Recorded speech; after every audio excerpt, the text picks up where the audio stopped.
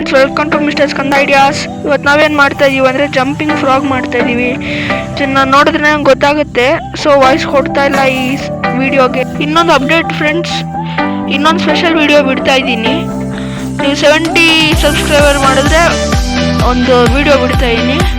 ಅದೇನಂದರೆ how to make rechargeable light ಚಾಲೆಂಜ್ನ ನೀವು complete ಮಾಡ್ತೀರಾ ಅಂತ ಅಂದ್ಕೊಂಡಿದ್ದೀನಿ.